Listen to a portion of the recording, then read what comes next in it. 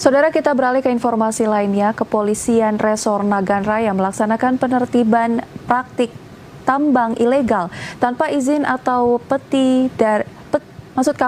tanpa izin dari wilayah hukum Kabupaten Nagan Raya. Sejumlah barang bukti seperti alat penyaring emas atau yang lebih dikenal dengan sebutan asbuk dan barang bukti lainnya berhasil diamankan.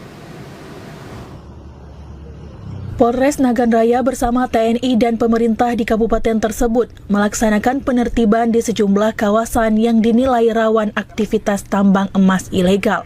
Sebanyak 4 titik yang dikunjungi yaitu Desa Blangbaro Rambung, Desa Pantai Ara, Desa Krung Neam, serta Desa Panton Bayam yang berada di Kecamatan Betong, Kabupaten Nagan Raya. Dari keempat lokasi tersebut, petugas gabungan berhasil mengamankan 1 unit alat penyaring emas atau asbuk dan langsung diamankan. Tak hanya diamankan, sejumlah asbuk yang diduga digunakan untuk melakukan praktik tambang ilegal langsung dibakar di tempat. Petugas juga menemukan sejumlah kamp tempat istirahat para penambang dan langsung dilakukan penindakan secara tegas dengan cara membakar sejumlah kamp yang berada di 4 titik tersebut.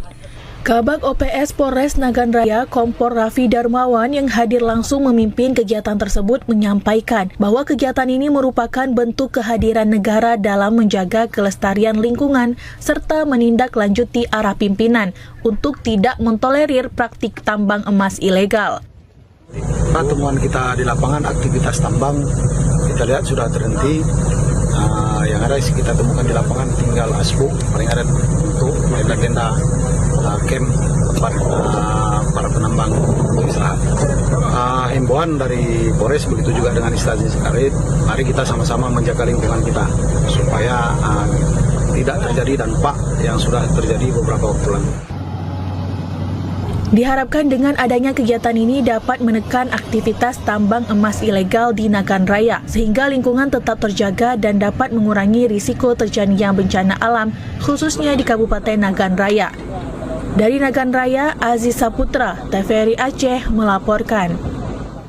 Satuan Reserse Polres Aceh Besar membongkar sindikat pencurian